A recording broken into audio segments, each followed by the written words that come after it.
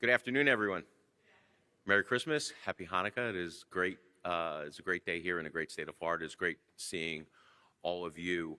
Um, First of all, I want to thank some dignitaries here. Two of them are going to be joining us. We have Rep. Monique Miller, who is a member of the Florida House. She's going to be sponsoring some of our legislation that we're going over today. And the incoming President and CEO of Florida TaxWatch, my good friend Jeff Kottkamp, is here. Thank you guys for being here. And thank you guys for all taking time out of your day to once again talk about fiscal and the financial accountability of local governments. My name is Blaise Ingoglia. I'm the Chief Financial Officer of the great state of Florida. It is great to be here today as we highlight the work that we have already done to expose wasteful and excessive spending in local governments and to announce some legislative reforms to continue to make local governments more accountable and transparent to the taxpayers that they represent. Since Governor DeSantis appointed me as Chief Financial Officer in July, my office and I have absolutely hit the ground running, calling for local government accountability and exposing how much taxpayer dollars local governments are spending wastefully and excessively. We are being unrelenting when it comes to this issue. We are out in the communities every day making the case for true property tax reform. Housing affordability is a big issue here in the state of Florida. Property taxes is chief among them. We have seen a run-up in property taxes in the mid-2000s. Government didn't learn its lesson. We gave an extra property tax exemption back then, and now we are on the verge of hopefully giving the largest homesteaded property exemption on property taxes that the state has ever seen. So this is an exercise is what we're working for, showing that governments can indeed cut their budgets and not affect services at all. Now, some have called me the Jim Cantori of wasteful spending because when I show up in your town, it's usually not good news for the taxpayers in that area. Now, we have promised during these exercises to expose local government's excessive and wasteful spending, regardless of whether you are a blue city or county or a red city or county. We have promised to praise a local government, regardless if they showed fiscal restraint, regardless if they are a blue city or county or a red city or county, and we have kept those promises. The taxpayers of this state should have confidence that as your CFO, I care about one thing: exposing overspending and overtaxation, regardless of who is doing it. Now, to date, we have exposed more than $1.86 billion, and that is billion with a B, in wasteful, excessive spending in just 11 governments.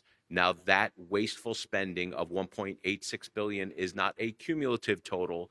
That is the number of last year alone.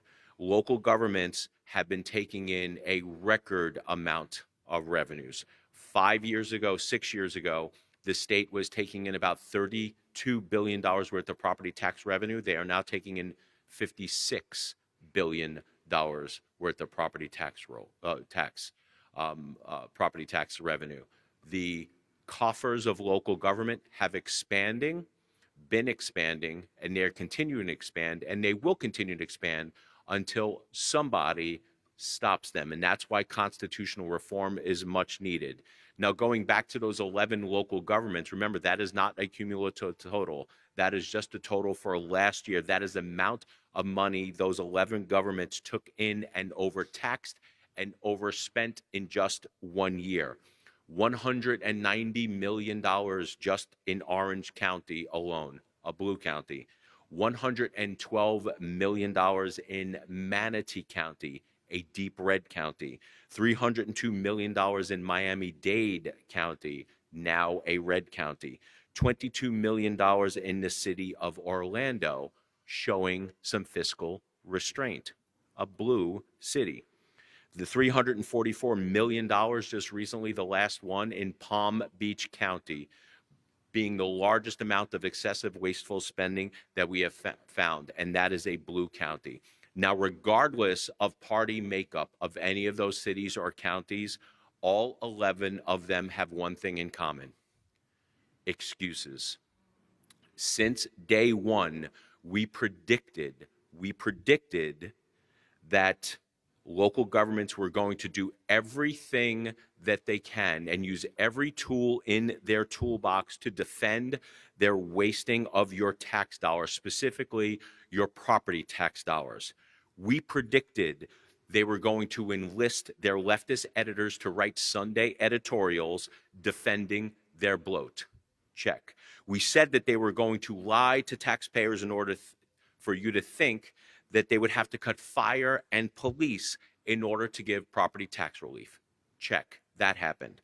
We said that they were going to use your own tax dollars to lobby against you and wage a PR campaign against the taxpayers, you who are funding them for footing the bill for their excess. Check. That's happened. We said that they are going to attack and criticize our methodology, the very methodology we use to determine their wasteful spending. Double check, triple check. All of that is happening. Our FAFO methodology is simple, but yet profound and impactful. It is a way to put into context how large governments have grown, local governments have grown, and wasted your hard-earned tax dollars over the last 5 to 6 years. To find the wasteful spending, we started off with a baseline budget, and we increased it every year as an exercise, increasing it, accommodating for inflation and population to determine where government should reasonably be in terms of their budget today. However, local governments blew right past that number.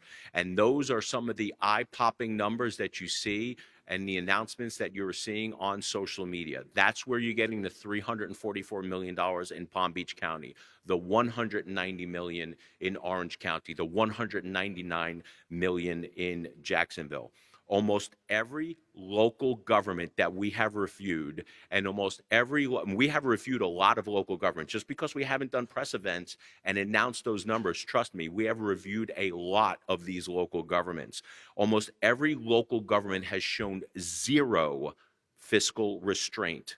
They just took the extra tax money and they spent it. Never even thinking, it never even crossed their mind to giving back to the taxpayers in the form of property tax relief. Now, local governments and their leftist big government apologists are at it again. They're sitting on their editorial boards. They're claiming that our methodology that we do this is dubious. They're saying that it's out of touch. Not what my words, their words. It's bogus and it's not well thought out. They want you guys to believe that how we derive to this number is just some fictitious number. We made up the methodology to have this like grandstanding of how much government is excessively spent. Is it though? Is it bogus? Is it not well thought out? I think there are people that would staunchly disagree with that assessment, specifically the state of Colorado. I'm sorry to inform you, Palm Beach County. I'm sorry to inform you, Orange County, Jacksonville, but this is essentially the same calculation indexing for inflation and population that the state of Colorado uses to limit their own taxation of their own taxpayers. Colorado has used this taxpayer calculation for a while, since 1992. So local governments that try to justify their spending by casting doubt on our calculation, now that you know that the state of Colorado uses the same calculation, what's your excuse now? What is your excuse now? Now, we have worked to expose wasteful local governments, and we have been taking notes and crafting legislation to not only make governments more transparent about their spending, but also make it easy for you to hold them accountable. Now, to that end, we are here today announcing our pro-taxpayer legislative reforms. I'm going to go through some of the reforms with you today and make you understand why this is much needed. First, FAFO is an acronym that we use, the Florida Agency for Fiscal Oversight. It is as much a marketing tool as it is as a policy proposal. And here's why. No one is going to pay attention if we labeled some government agency as budgetary oversight committee. Nobody's going to care. But when you label something and you catch somebody's attention, people all of a sudden, well, let me find out what that is about. So yes, FAFO is a way to catch people's attention so they understand and listen to the numbers. But we are serious about establishing the Florida Agency for Fiscal Oversight. So in our proposed legislation, we want to codify the Florida Agency for Fiscal Oversight and Florida statutes to increase accountability and transparency in local government and make this effort a long-term, permanent initiative. Protecting taxpayers should not have an expiration date, and neither should FAFO. Another thing we want to do with this proposed legislation is grant government employees, government contractors, government subcontractors, and taxpayers whistleblower protection so they can, if they contact our office to report waste, fraud, and abuse of our tax dollars. When we were together with the governor's office and the DOJ efforts, not almost every, but a lot of the information that we were getting of what was being excessively spent by local governments wastefully, fraudulently, waste, fraud, and abuse, we were being tipped off by people inside the government themselves. They were calling us, we were getting messages and say, hey, we do not want to go on record for fear of retaliation. So if you have a government contractor who realizes that they are performing a service for the local government and the local government is just turning around and wasting the money and not doing what they're supposed to be doing, the local contractor is put in a bad position because they don't want to blow the whistle because then they won't get another contract. These people want good governance. They want people to be good stewards of the taxpayer dollars. I've had taxpayers contact me and say, hey, we are going to lead you down this path. We need you to go take a look. But they don't want their name on it. So by offering them whistleblower protection and protecting them, I think we'll have more people come forward and show us where the true waste, fraud, and abuse are in these local governments. It will allow my office, the Department of Financial Services, to pursue financial penalties from local governments if they do not respond to our inquiries in a timely manner, including withholding any state funds until they do. Now, the Florida Constitution grants me vast authority, audit power, to go and audit any entity, both public and private, if we think that they are misusing, misappropriating, wasting taxpayer dollars. And we have been wielding that. Now, what is the hook for them to comply with us? Subpoenas. If we do not get the information from them, we can subpoena them. Orange County famously got subpoenas. We're still going through that process right now. We don't want to subpoena anyone. We want to get the information that is readily available, public information, so we can start compiling the information in order to inform the taxpayers of what's going on with your tax dollars in local government, so you can hold them accountable and they can be more transparent. But right now, there's no financial penalty for them. We want to make sure local governments are getting this information. I have had numerous taxpayers, taxpayer advocates, and businesses, including elected officials, come to me and say, I put in a public records request, I can't get any information. I want clarity on this contract, I can't get any information. And I tell them, you walk back into that office, you sit down with the administrator or the superintendent or whoever it is, and you flat out tell them, do not let me get CFO Ingoglia involved in this. And it's amazing, within 24 hours, they have that information. But you should not have to have that conversation with an elected official on public documents. They should be open and transparent and readily give that. So my take on this is that if we ask for the information on a Monday and we're giving you 5 days to compile the information, get it in 5 days. If you don't, then you face a $1,000 a day penalty. If you continue doing that, why would you come to the state and ask for an appropriation from the state and the state now give you money when you cannot even give the public documents to the public? I think that needs to change.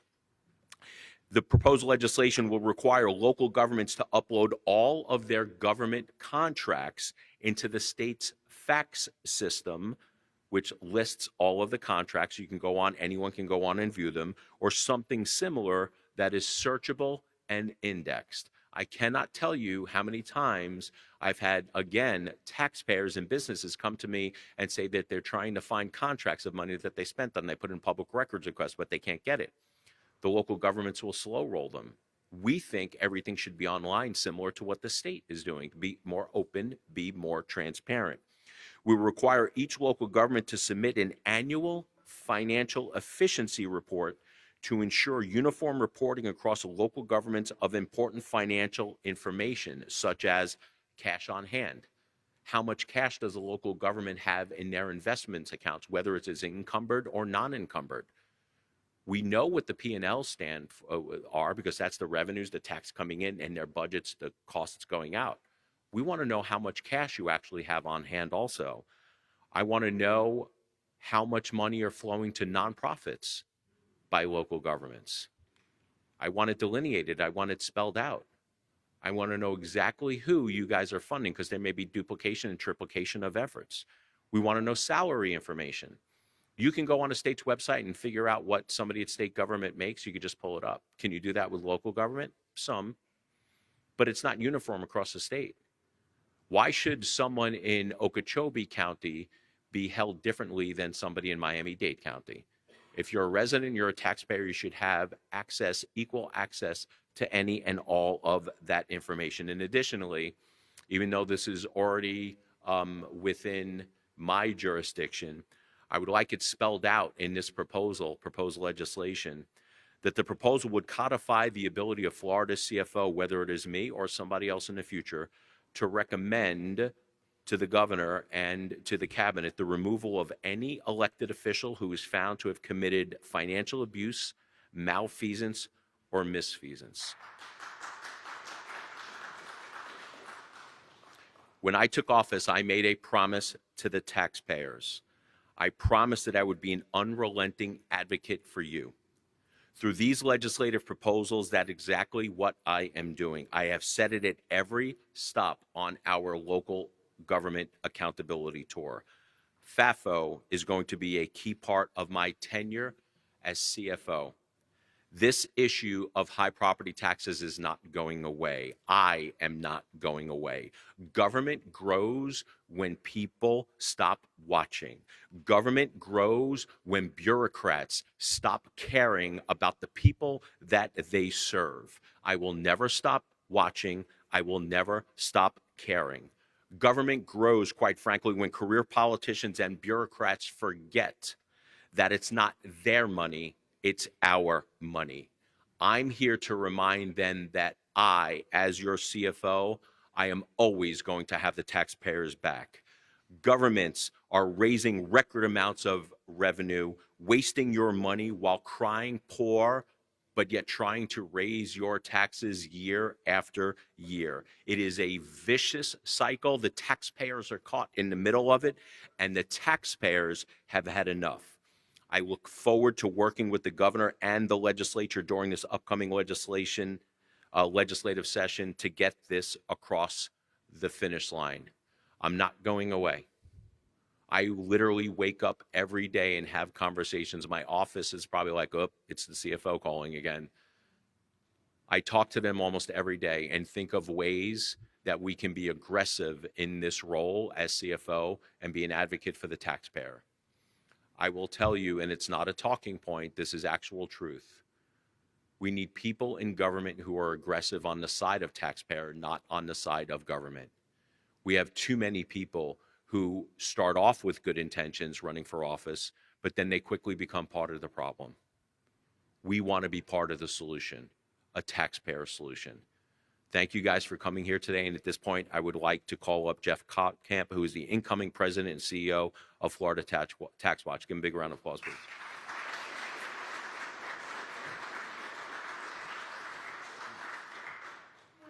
Thank you so much. Thank you all for being here. It is a great day in the state of Florida.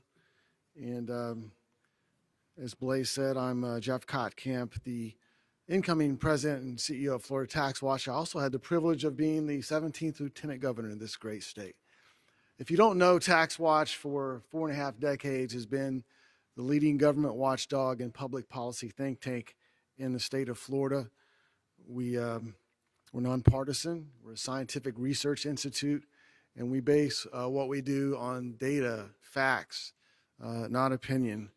And I can tell you this idea of our CFO to instill concepts like efficiency, accountability, and transparency in local government is long, long overdue. At Florida TaxWatch, one of our programs is the Government Productivity Awards. And so state employees that have done things above and beyond the call that save taxpayers money get nominated for the awards. A group of business leaders serve as judges, and we pick winners and give these state employees a cash award to thank them for looking out for the taxpayers. And why do we do that? We want to embed in the culture of government employees the very concepts that our CFO is talking about, to always be looking out for the taxpayer, to look for ways to do it better, to do it cheaper, to save the taxpayers money. And in the Productivity Awards instance, the taxpayers have been saved hundreds of millions of dollars over the course of years that we've had this program. And actually in next year, we're going to open chapters, local chapters, in Florida TaxWatch to serve as a watchdog over local government and bring productivity awards to the local level for the very reasons the CFO has talked about. I would like to give you an example of why what he's talking about is so needed. Some years ago, my wife and I were appointed by our county commission to serve on the Human Services Funding Committee, and we were part of a committee of citizens that went around and did site visits for all of the organizations that had applied for human services funding from the county. And at the end of that process, this group of citizens deliberated and decided which organization should get the money and how much they should get. But we also decided, let's don't spend it all. Let's don't spend it all. The county employees were beside themselves. They said, that's not even possible. That's not conceivable. We can't do that because it's not saving, and efficiency is not in their psyche. And that's exactly what the CFO was talking about, changing the mindset, changing the culture so that government employees know you're the boss. It's your money. It's so easy to spend other people's money, but it's your money. And so government employees at all levels should always be looking for ways to put the taxpayer first. That's what our CFO is doing. It's why we endorse this legislation and look forward to its passage. Thank you,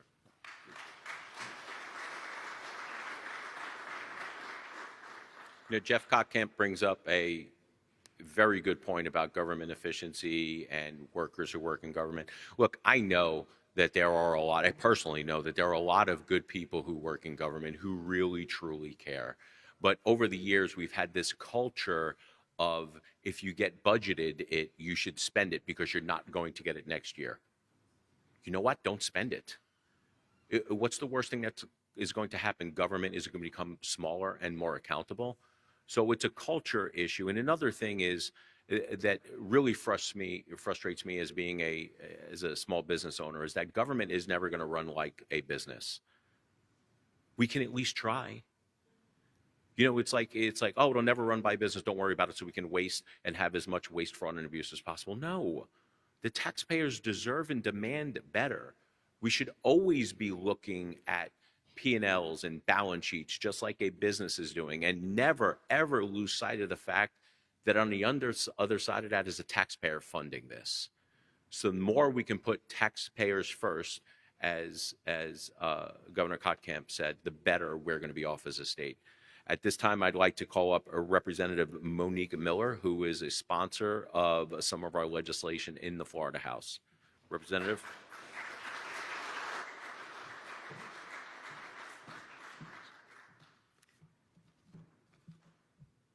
Chief Ingoglia is the hardest working guy in Tallahassee, and you're hearing only part of what's been going on, and I'm excited about this legislation to kick it off and make it permanent in Florida law. So, distinguished guests, thank you so much for being here today. I want to thank the CFO for bringing forward this important legislation. And to my co-sponsor, Senator DeSigli, who's partnered with me on this very vital bill. Whenever we begin the conversation about cutting back excessive local government spending, we are immediately bombarded by naysayers and big government supporters with arguments as to why it is impossible. It's just astounding. They want to know why we are trying to take their money away. There's a sense of entitlement to taxpayer dollars that has truly shocked me. So over the summer, I contacted the CFO and wanted to join in on his mission to rein in local government spending. Today, I'm proud to stand here to unveil some of the most important legislation we will see this year. We are taking a clear and necessary step to restore accountability, discipline, and basic fairness in local governments in Florida.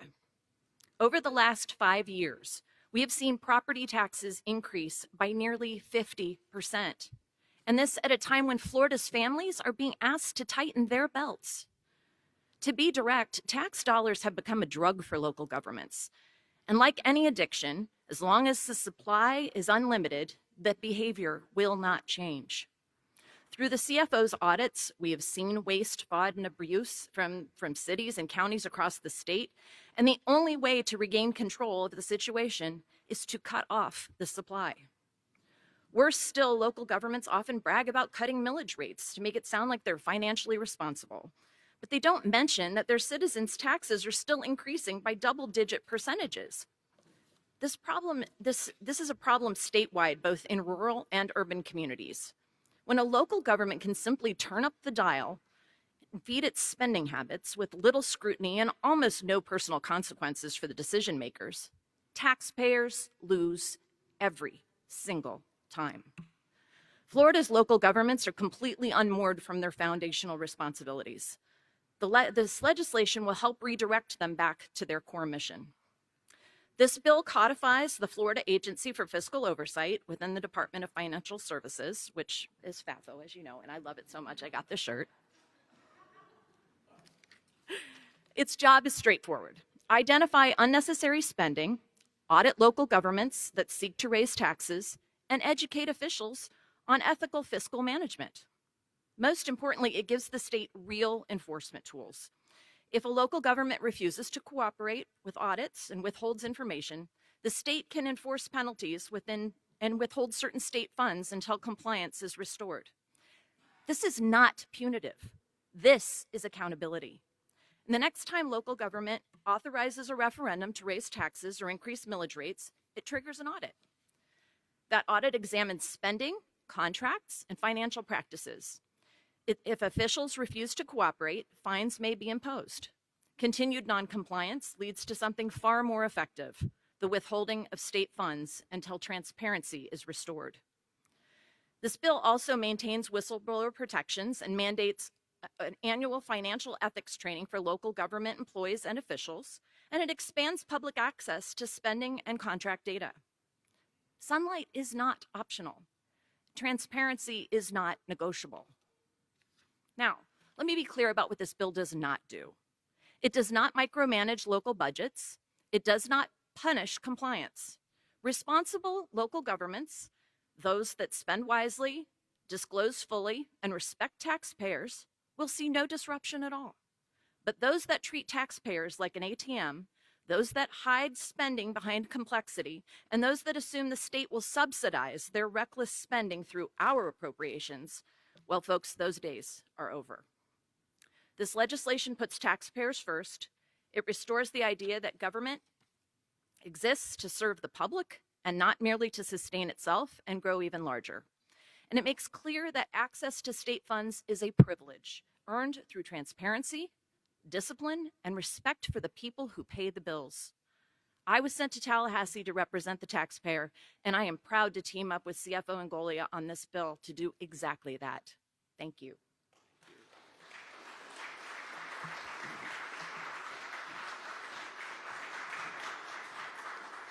Thank you, Rep. Miller. I didn't get the memo on a T-shirt. I would have worn mine also.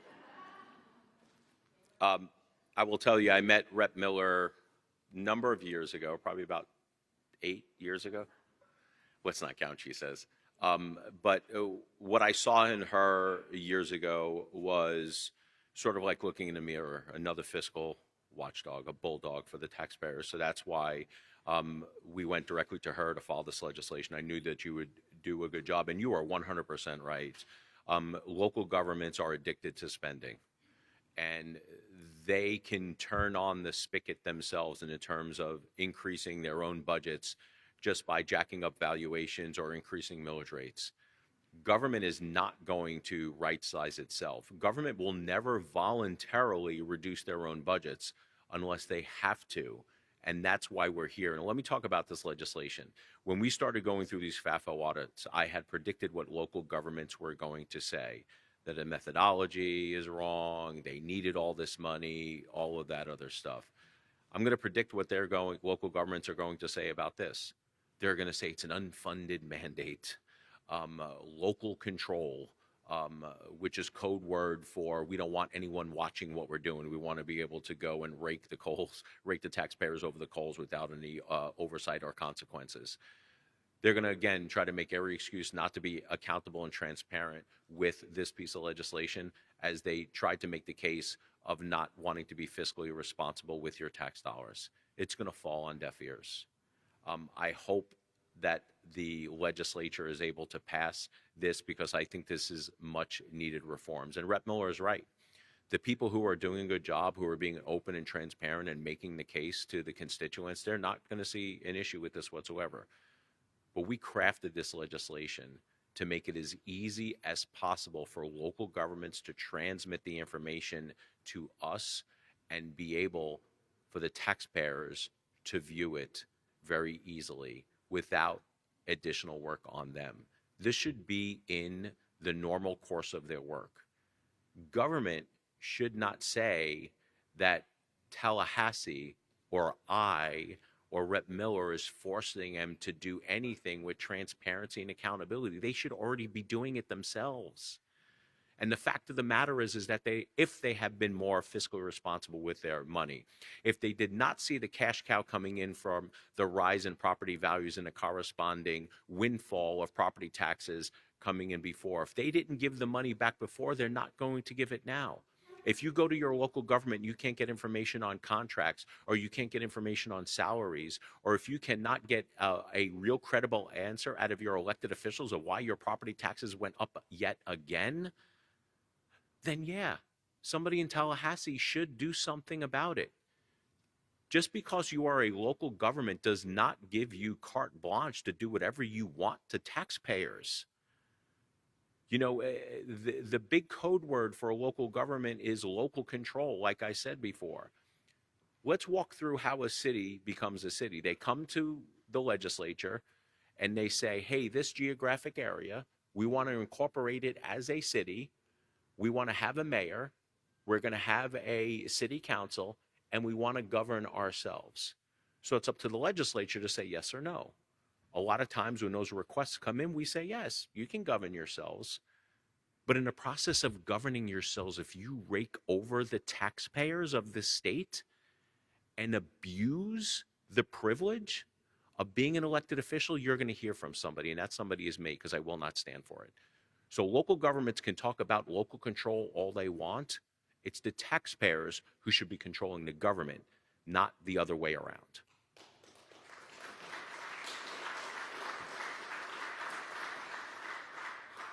I'll take any questions from the press in the back if you have. Any press questions? Okay. Evan, you got to move over to the left. I can't see you because of the...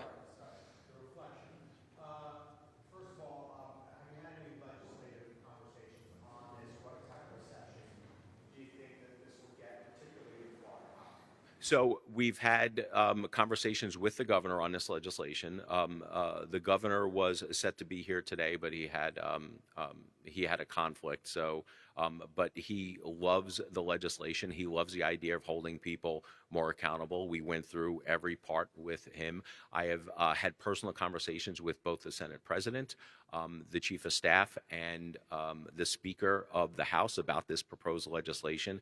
I think they would agree that it is much needed, so we look forward to having those conversations. Is every part of our bill going to make it across the finish line? I don't know. I'm hopeful. Will there be other things added to it? possibly if it makes government more transparent and accountable. So to answer your question, yes, we have had those conversations. I'm not sure if you saw the League of Cities report on property taxes in the state of Florida. One of the conclusions that it had is that the benefits of it would not be shared evenly, particularly for first-time home buyers, potentially for people going through sale. What's your view of that report, and how concerned are you about that conclusion that it would not be shared, the benefits of it wouldn't be shared across large groups of people, and then also the impact on local elections? Yeah, so good question. So to reframe the question so people can hear the answer, because I am very opinionated on this, and I'm no short of opinions in this role. The Florida League of Cities commissioned a study to, in my opinion, to try to debunk the need for property tax reform.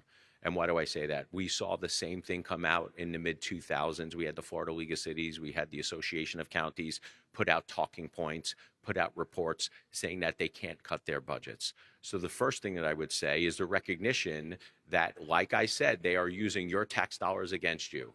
The tax dollars, the money that was spent, $68,000 on this study from the Florida, from the cities, was put together by taxpayers in the cities that were given to the local governments. The local governments then took property tax revenue and gave it to the cities, the League of Cities, only for them to turn around and create a report that they say is data driven, and it's supposed to be a non-biased analysis of it. It is nothing but biased, and I will prove that in my next point. So they are literally taking your tax dollars. If you live in a city, if you live here in the city of Tampa, a portion of your tax dollars went to produce that report to try to make the case against property tax reform. Let that sink in. They're using your property tax dollars against you. The second thing is I cannot take it credible. In fact, it is almost laughable for a couple of reasons. Number one, they're not paying attention. Because every proposal that we've had about eliminating property taxes on homesteaded exemption, homesteaded properties, held local rural counties harmless on that. So the 29 fiscally constrained counties in the state would not have an impact at all, but yet they bring it up and highlight it and says that look what you're going to do to the rural counties. In fact, the governor's recommendations, I think, had money to backfill and make sure that they took care of that. But the reason why this is all laughable is they're talking about and asking the question, how are you going to replace the revenue that we already have? They're not even contemplating the fact that they have large bloated budgets. Nowhere in that report did they ever say that, yeah, we probably took in too much property tax revenue. We should probably cut our budgets 10 to 15%. What that report says is if they keep it at their current levels, they want some alternate funding mechanism to keep on spending at the levels that they're currently spending on. That's abhorrent. That's shameful. Never even once considering giving the money back to the taxpayers. So I understand why they're doing it. Look, I mean, I've said this for years past. We always talk about special interests in government. But what people fail to realize is that government itself is a special interest. And they're going to do everything that they can to protect themselves and protect the funding. And that's what you're seeing right now with that so-called study from the League of Cities. And lastly, just on politics here, I'm just wondering about the race for CFO. Are you too far ahead of Kevin Steele at this point, just in terms of the work that you've done, in terms of some of the endorsements that you've been able to rack up? Do you believe that this is going to be a competitive race? So I'm assuming you're referring to the fact that I was endorsed by Governor Ron DeSantis and 60 out of the 61 Republican sheriffs. I appreciate you giving me the opportunity to say that. Look, no one's going to outwork me. No one is going to outcare, and nobody's going to care more about the taxpayers than I will. That is just, I think I've proven that. This race will be a referendum on who works the hardest and who gets stuff done. I am not a big fan of speculating on races. I'm a fan, and I truly believe that the voters will reward a job well done, and that's where I'm at. Regarding the faithful audits, you have said that some local governments have complained about not having specifics about what is actually alleged overspending, and you're going to produce a report on that. Well, first of all, it's not alleged overspending, it's overspending. Okay, well, is that a report coming on that? So what our FAFO audits are doing is a high-level spending exercise to show how large local governments have grown over the last 5 years. This is a trap that your local governments are trying to get media to buy into. They will say, show me a specific line item and what you don't agree with. What we don't agree with is the budget itself, because it is the growth of government that concerns us the most. It is the amount of employees that they are adding over the last 5 years with little or sometimes no growth in their population. We have one city that we have reviewed that actually have had negative growth. We've had 500 people leave the city, but their budget went up 90%. How does that make sense? So I think that's proof that it is the growth of government itself that we are concerned with. Inside those budgetary numbers, to bring up Palm Beach, not that I want to pick on Palm Beach, but I want to pick on Palm Beach, $344 million. A lot of that is the growth in government itself. A lot of that is 80,000 people moving into Palm Beach County over the last 6 years, but their budget growing by $900 million. That's obnoxious. And that's where we come up with that $344 million. So will there be specific instances outlined of line items in the budget that they are overspending? Yes, but that is why this information and this piece of legislation is vital, because it allows us to get more information quicker than we would have before. I know you've gone through, I guess, 11 local governments so far. I don't believe Tampa is one of them. Are you planning on looking at Tampa's finances? Yeah, we're looking. Look, I'm going to tell you right now, there is not an entity in this state of Florida, whether it is a city, a county, a taxing jurisdiction, a school board, a board that has its own millage rate and its own taxing authority, that will not escape my grasp over the next 9 years. I'm going to be looking at everything. When I say I'm looking out for the taxpayers, it's not just the taxpayers who are paying property taxes on homesteaded properties and only the general fund budget. I'm looking at school budgets. I'm looking at everything. So this information that we're putting, this proposed piece of legislation will again make it easier for us to retrieve all that information. We're going to be looking at everything and anything. We're going to prove and continue to prove that government is not being good fiscal stewards of your tax dollars. Any other questions? I wanted to ask a question about some of the legislation you're proposing regarding legal immigration. I know that there was one specific legislation that focuses on CDLs.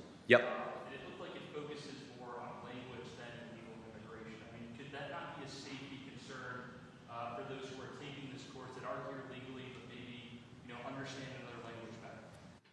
It's a safety concern when we have illegal immigrants and immigrants on our roads who cannot read the language and read the signs on the roads that we are giving them a privilege to drive on. That's the big concern. If someone's here legally, right, they're taking this course, but maybe Spanish isn't a language they understand, why would that be a problem? Because we're not going to go and change all of the signs in the great state of Florida and have it in English and in Spanish.